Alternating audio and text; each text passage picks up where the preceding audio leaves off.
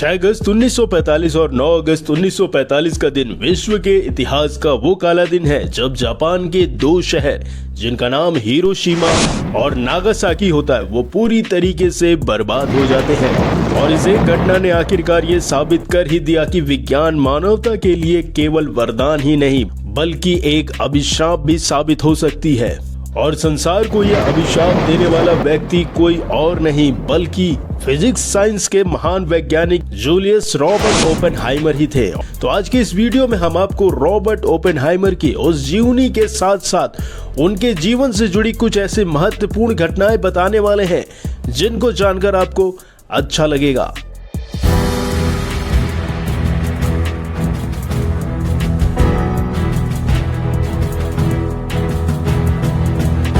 तो ऐसा कहा जाता है कि ओपेनहाइमर का जन्म 22 अप्रैल साल 1904 को न्यूयॉर्क के अमेरिका में हुआ था और उनका परिवार जर्मनी का अप्रवासी यहूदी परिवार था जो अमेरिका में बस गया था। और आपकी जानकारी के लिए बता दें कि जूलियस रॉबर्ट ओपेनहाइमर अमेरिका के बर्केल में स्थित कैलिफोर्निया विश्वविद्यालय से भौतिक यानी फिजिक्स विज्ञान के प्रोफेसर भी रहे थे। और ओपेनहाइमर परमाणु पर अपना शोध कर रहे थे जिसकी वजह से उन्हें फिजिक्स का एक महान वैज्ञानिक माना जाता है। और 18 फरवरी साल 1967 को महज 62 साल की उम्र में प्रिंसटन न्यू जर्सी अमेरिका में उनकी मृत्यु हो गई थी। लेकिन कुछ उनके द्वारा किए गए ऐसे प्रोजेक्ट हैं जो आज भी पूरी दुनिया में एक अहम रोल निभाते हैं, जिसमें सबसे चर्चित जो प्रोजेक्ट था वो था मैनहंट प्रोजेक्ट, जिसका उन्होंने नेतृत्व किया था। यानी साल 1939 में जब द्वितीय विश्व युद्ध हुआ तो जर्मनी के तानाशाह हिटलर ने चारों तरफ से तबाही मचा रखी थी और सेकेंड वर्ल्ड वॉर के दौरान विश्व भर में आधुनिक हथियार बनाने की होड़ सी लग गई थी। तब जर्मनी में बहुत तेजी से परमाणु बम बनाने का कार्य तेजी से चल रहा था। तब महान वैज्ञानिक अल्बर्ट आइंस्टीन समेत कई अन्य वैज्ञानिकों को ये चिंता हुई कि यदि जर्मनी ने पहले परमाणु बम बना लिया तो वो सभी दुश्मन देशों को पूरी तरीके से तबाह कर देंगे, जो कि मानवता के लिए भी कहीं ना कहीं खतरा साबित होगा। इसी वजह से अल्बर्ट आइंस्टीन समेत कई अन्य वैज्ञानिकों के द्वारा तत्कालीन अमेरिकी राष्ट्रपति के लिए एक चिट्ठी लिखी गई और उस चिट्ठी में ये चेतावनी दी गई कि अगर वो पहले परमाणु बम बना लेता है तो वो पूरे देश को तहस नहस कर सकता है। इसलिए जरूरी है कि अमेरिका हिटलर के आतंक को रोकने के लिए पहले परमाणु बम तैयार कर ले। और इस तरीके से अल्बर्ट आइंस्टीन और अन्य वैज्ञानिकों के द्वारा लिखा गया ये पत्र पाकर तत्कालीन अमेरिकी सरकार ने एहतियातन मैनहट्टन प्रोजेक्ट की शुरुआत की थी। और ये वही प्रोजेक्ट है जिसकी जिम्मेदारी परमाणु बम बनाने की थी। और उस दौरान जूलियस रॉबर्ट ओपेनहाइमर ने न्यू मैक्सिको लॉस एलमोस प्रयोगशाला के निर्देशन के रूप में मैनहट्टन प्रोजेक्ट का नेतृत्व किया था। वैसे ओपेनहाइमर की जो विचारधारा थी वो कम्युनिस्ट विचारधारा थी, लेकिन जब वो इस प्रोजेक्ट से जुड़े तो उन्होंने कम्युनिस्ट विचारधारा से दूरी बना ली ताकि अमेरिकी सरकार को उनकी राष्ट्रभक्ति पर तनिक भी संदेह ना रहे। तब मैनहट्टन प्रोजेक्ट के लिए कई वैज्ञानिकों की एक टीम बनाई गई जिसका नेतृत्व रॉबर्ट ओपेनहाइमर ने किया और फिर सारे वैज्ञानिक परमाणु बम बनाने में जुट गए। और फिर दिन होता है 16 जुलाई साल 1945 को पहली बार परमाणु बम का परीक्षण किया गया और इस परीक्षण की देखरेख पूरी तरीके से ओपेनहाइमर ही कर रहे थे। और इस परीक्षण के पहले ओपेनहाइमर तनाव की स्थिति में भी देखे गए थे। और फिर जब इस परमाणु बम का एक्सपेरिमेंट करने की बारी आई तो इसका जो विस्फोट हुआ तो एक ऐसी चमक उभरी कि सूरज का प्रकाश भी उसके आगे फीका पड़ गया था। और इस सफल परमाणु परीक्षण को ट्रिनिटी टेस्ट नाम दिया गया था। और भले ही इस परमाणु बम को बनाने के लिए इस मैनहट्टन प्रोजेक्ट की शुरुआत हिटलर के आतंक की वजह से शुरू हुई थी, लेकिन इस परीक्षण के 2.5 महीने पूर्व ही हिटलर ने आत्महत्या कर ली थी। और हिटलर की मौत के बाद जर्मनी ने सेकेंड वर्ल्ड वॉर समाप्त कर दिया यानी आत्मसमर्पण कर दिया था। लेकिन एशिया महाद्वीप में युद्ध अभी भी जारी था क्योंकि अभी तक जापान ने आत्मसमर्पण नहीं किया था। इसलिए जापान को उसके आत्मसमर्पण के लिए मजबूर करने के लिए बेहद जरूरी हो गया था।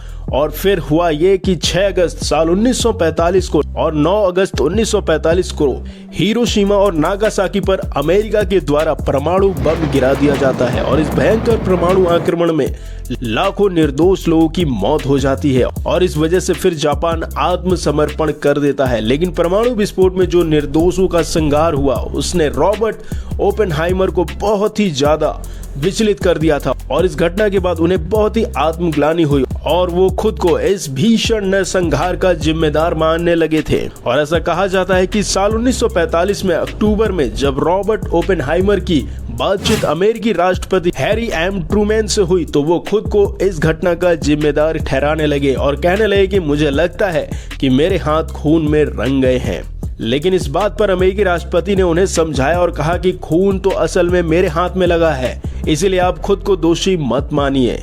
और ऐसा कहा जाता है कि जब परमाणु बम का निर्माण हो रहा था तो उस दौरान कई बार रॉबर्ट ओपेनहाइमर और उनके अन्य साथी वैज्ञानिकों के मन में तरह तरह के सवाल उठते थे और इस बात को लेकर संशय भी था कि कहीं वो कोई विनाशकारी ताकत तो नहीं बना रहे हैं। तब ऐसा कहा जाता है कि वो अपने मन और अपने साथियों के मन के इस हिचकिचाहट को दूर करने के लिए अक्सर श्रीमद् भागवत पढ़ा करते थे और उसका संदेश अपने दोस्तों के बीच रखा करते थे। और वो अपने दोस्तों से कहा करते थे कि सृजन और विनाश दोनों एक दूसरे के पूरक हैं, जैसा कि भगवान श्री कृष्ण भगवत गीता में उपदेश देते हैं।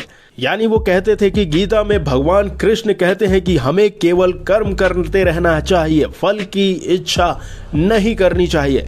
ठीक इसी तरीके से रॉबर्ट ओपेनहाइमर ने भी अपने साथी वैज्ञानिकों को यह समझाया। इस समय उनका एक ही कर्तव्य है, राष्ट्र की सेवा करना, बिना इसकी चिंता किए कि परमाणु बम के आखिर क्या परिणाम होंगे। यानी मौजूदा समय में एक साइंटिस्ट का ये कर्म है कि वो राष्ट्र की सुरक्षा के लिए परमाणु हथियार बनाए, लेकिन आगामी भविष्य में इसका किस प्रकार से उपयोग होगा या किया जाएगा, इसके लिए हम जिम्मेदार नहीं होंगे। और ये जिम्मेदारी उन नेताओं की होगी जो परमाणु विस्फोट का आदेश देंगे। हालांकि बाद में ये शायद रॉबर्ट ओपेनहाइमर का नजरिया बदल गया जब उन्होंने जापान का भीषण नरसंहार देखा। हालांकि वो ये बात भी मानते थे कि परमाणु बम बनना बिल्कुल तय था और अगर ये काम अमेरिका नहीं करता तो कोई और देश जरूर कर लेता। इसलिए उन्होंने स्वयं को एक निमित्त मात्र मानकर अपना कर्म किया और जीवन के आखिरी पड़ाव तक रॉबर्ट ओपेनहाइमर ने अपने अंदर ही अंदर आंतरिक द्वंद्व का सामना भी किया।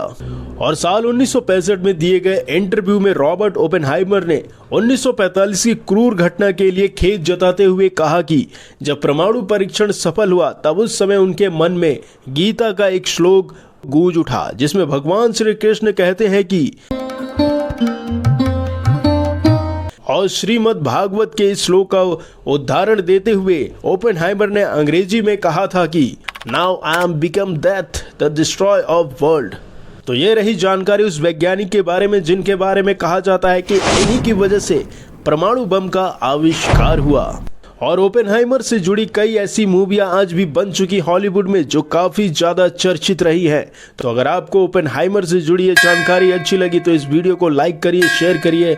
फिर मिलते हैं किसी नए वीडियो में किसी नए टॉपिक के साथ, तब तक के लिए नमस्कार।